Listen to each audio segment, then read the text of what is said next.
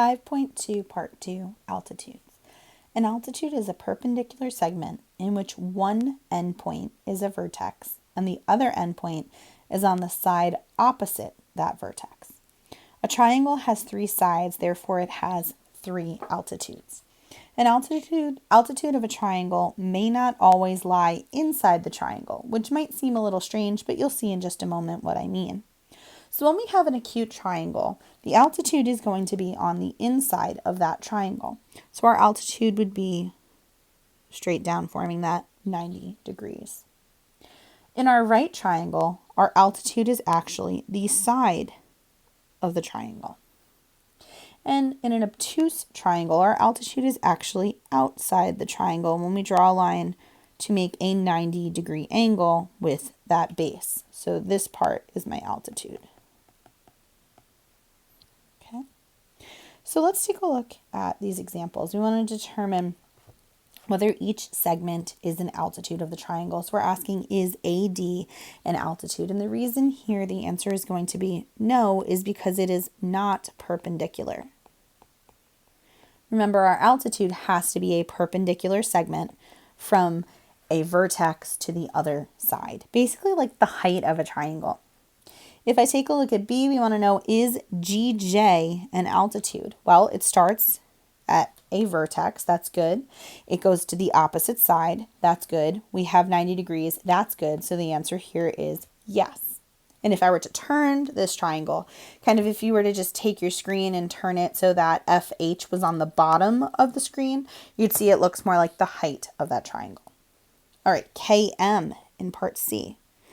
KM starts at a vertex, it ends on the other side, opposite it, and it has 90 degrees. So yes, this is a altitude or an altitude.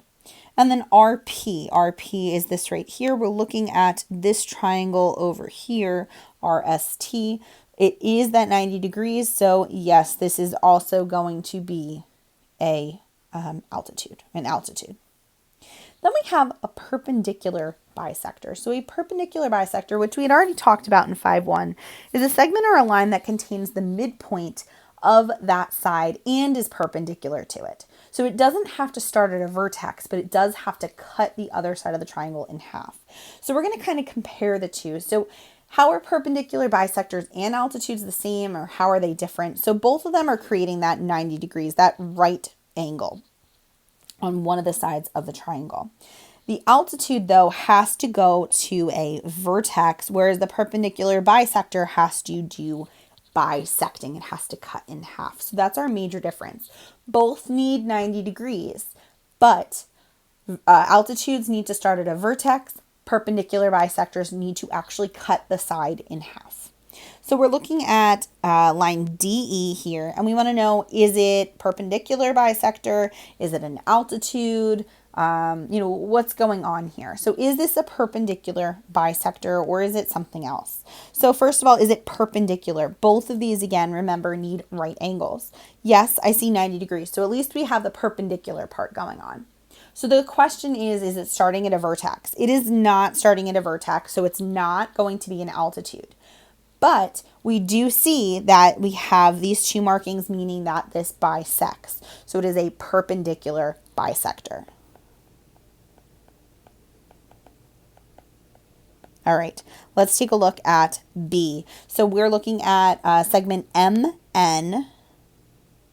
And right away, I notice I don't have 90 degrees. So no, this isn't going to be a perpendicular bisector. This is not an altitude. This is not perpendicular. We don't see the 90 degrees, so we can't make any kind of judgment here. Perpendicular, sorry, I ran out of space. All right, how about RS? So is this a perpendicular bisector? Well, we have the perpendicular, fantastic, but this is not a bisector. So this is actually here going from a vertex to the other side. This is actually an altitude. Okay. And then we have QR. We see 90 degrees, great, but we are not seeing that bisecting going on. So this is not a bisector, so it can't be a perpendicular bisector. It's also not starting at a vertex. So it can't be an altitude. It can't be a perpendicular bisector. So this is none of those options. All right, so and then lastly, in example 3, we're going to want to determine, is it an altitude, a perpendicular bisector? Could it be both, or is it neither one of those things? So let's take a look at MN in both of them. So here's my MN. We see 90 degrees. Great. So right away, it could be an altitude. It could be a perpendicular bisector because I have that 90 degrees, which is awesome. Remember, with altitudes, we want to see that 90 degrees. Perpendicular bisectors, we also want that 90 degrees. With altitudes, remember, we want to make sure we're starting at a vertex or a corner, an angle. With a perpendicular bisector, we want to bisect a side. Okay, those are kind of our requirements here.